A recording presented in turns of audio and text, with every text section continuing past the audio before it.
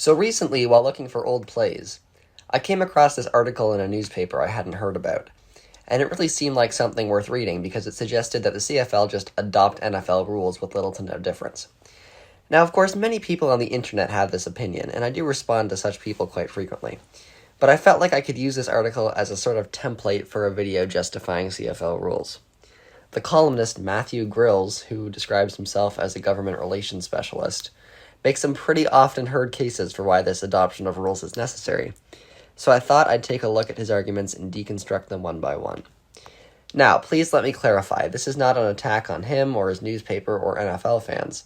Please be nice and respectful when dealing with strangers over the internet. I just feel like he did a good job summarizing the basic anti-CFL arguments we hear a lot and figured that since it was published publicly, it would be fine to critique. The tone is set immediately in the title. It's time for the CFL to scrap its silly rules and conform to the NFL game. First off is the common notion that CFL rules are silly and infantine. Now, CFL fans, even casual ones, know exactly the kind of stuff he's talking about, and he even lists them out in the article. Longer/wider field, 12 players per side, 3 downs per possession, 2 timeouts, the rouge, in quotation marks, the goalposts in play, all must go, blah, blah, blah. But the one he focuses the most on is the rouge because he wrote this after the Argos' viral 20th point against Saskatchewan in Week 12 of 2024. He gets to that a little later on, though. The premise is that he is enjoying Labor Day weekend with his family, but regrets that he cannot encourage himself to continue his family tradition of watching the Labor Day Classics. As it turns out, he would rather watch college football like more Canadians are wanting to these days.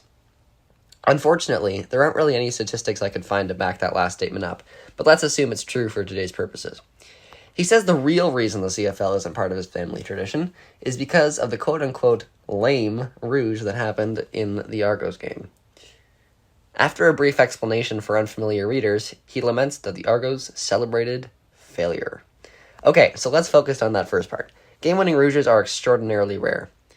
Since 2000, they have happened 8 times as of September 2024. To say you're giving up on your country's National Football League because of a scenario that happens 8 times in 24 years is a little silly. The second thing is that he lists a bunch of other rules that really don't have any measurable negative outcome on the game. How on earth you could possibly be upset about having 12 players is beyond me, especially given that in the early days of football, teams could have sometimes as many as 15 players. He also mentions that the field is too wide. Yeah, that's exactly the reason why younger Canadians are watching college football.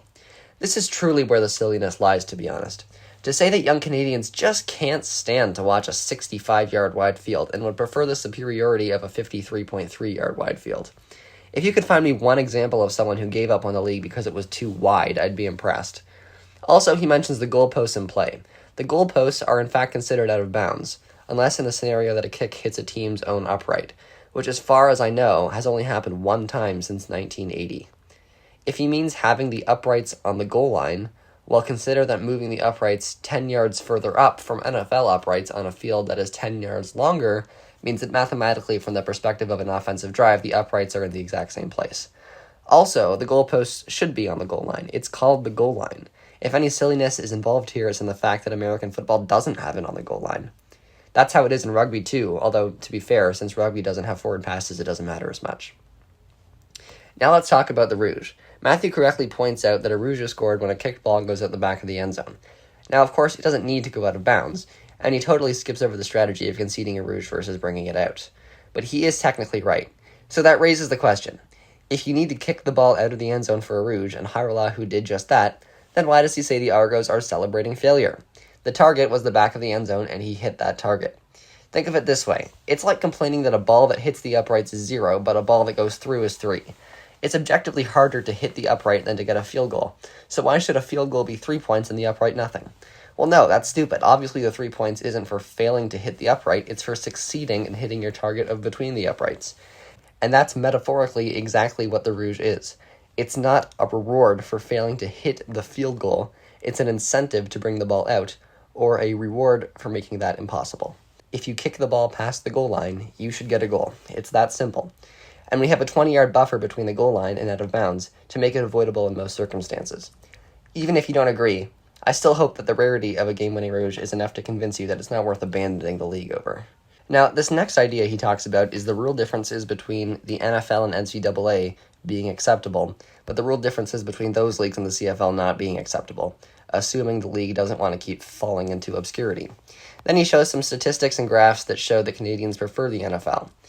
This is a logical fallacy of equating causation and correlation.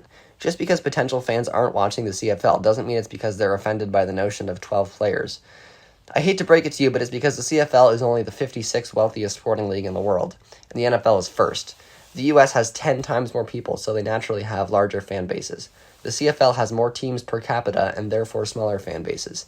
The NFL has so much more money to invest in its product and to spend on marketing that officially they are an entertainment business.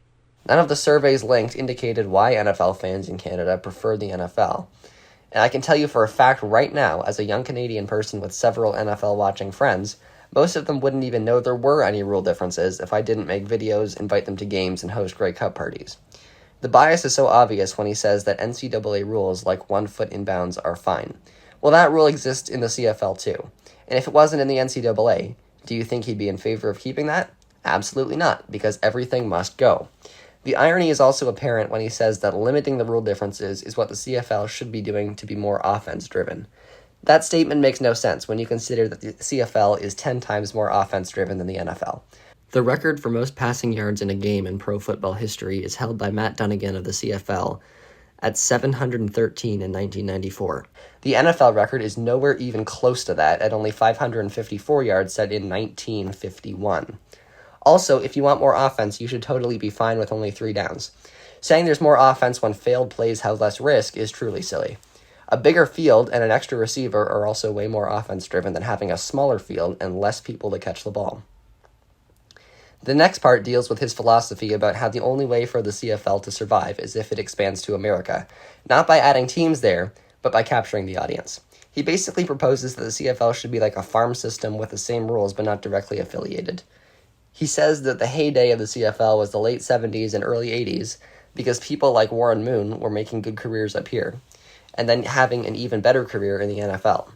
Now, this makes no sense that you could think the CFL is on the decline because of game-winning rouges, yet also think the best years for the CFL were when rouges were happening the most. In 1975, 5 games in the one season were won on rouges. On October 19th, 1980, 2 games on the same day were won on a rouge. And guess who played for one of them? Warren Moon. He claims that the reason the CFL is unpopular is because nowadays, NFL players view the CFL as too different to be a logical career option. Well, where do you think those differences come from? Were onside punts invented 5 years ago? No, of course not. They were sometimes used more back in these alleged glory days. There's no measurable increase in foreignness in any way, shape, or form. Now, the second point that Americans would watch if it were the rules they were used to. This is absolute nonsense. Why do you think the 2010 Montreal-Toronto ending is the most talked about CFL play on the internet? Because it wouldn't have been possible without the potential of a game-winning rouge. Why are my most popular videos always the ones with open field kicks, rouges, onside recoveries, and goalposts? Because that's what people want to see. That's what gets people hooked on the Canadian game.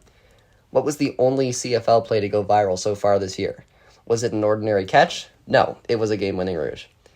If there's no difference between the leagues, that makes there even less reason to watch and more reason to think of the CFL as a minor league. The CFL is a thing of its own, and this is actually a great place to segue to something he subtly said at the beginning of the article. He called the Canadian game an adaptation of American football. Oh boy, that's wrong on many levels. I hate to break it to you, Matthew, but the vast majority of CFL rules you are hostile toward are found in the original game. 3 downs and 12 men were codified in the Burnside rules in 1903. 4 downs and 11 players in America were codified in 1912. Rouges exist in the Eton Field game played in Britain, which dates to the 1840s, and similar concepts can be found in Australian rules football and Gaelic football. So as you can see, calling Canadian football an adaptation of American football is like calling the Mona Lisa an adaptation of a selfie. He is partially right in that the reason Canadians aren't willing to give up on our rules is because Canadian culture is largely centered around rejecting American alternatives. However, framing this as an otherwise obvious decision that only protective tradition is holding back the execution of is far removed from the truth. The truth, in fact, is that watching the Canadian game is great when you don't obsessively give it merit solely based on its similarities or lack thereof to an entirely different league. How can you tell CFL fans that they shouldn't be happy for Scott McKenzie recovering his own kick for a touchdown because that's not in the NFL? How can you tell Mike O'Shea that he needs to tone down the trick plays and think to yourself, I'm really saving the future of this league? Also, the article completely glosses over the fact that the CFL is doing a lot more to make the game appealing in the States. Anyone anywhere can watch on CFL Plus or CBS, and right now in the early 2020s is the most attention the CFL has received in America, at least since the expansion days, or in the 1950s when regular season games were broadcast on NBC. The week of the Argos Rouge had the highest non-Labor Day regular season television ratings in the league in 5 years, and despite his making a point of not watching Labor Day this year, the viewership was still an increase from 2023. Also, let's take a look at what happened on that Labor Day weekend. The Riders were down by 8 and got a touchdown. They failed to get the 2 points. They go for the onside kick with 12 seconds left, and they get it. Then they throw a pick, but it's called back due to a penalty. On the last play, they try a field goal, but it's short. Final score, 35-33. Sure, that's not the most dramatic ending in CFL history, but you certainly can't get that many plays in the final 15 seconds of an NFL game. And that's not to say the NFL is inherently bad, but it is to say that one missed field goal should not be enough for you to be lulled to sleep by the drama that unfolded here. His final statement is that the league must adapt to the dominant form of the game that younger fans consume or be wiped out entirely. The question is, if young people are already consuming the American product, why would they make the change to the CFL if they get nothing different out of it? Therefore, the only way they can get something out of the CFL is if there is something different about it. The way forward for the CFL is to embrace a strong emphasis on tradition, unpredictability, and football for the love of football. Yes, we can do better marketing, but that does not need to come at the expense of who we are.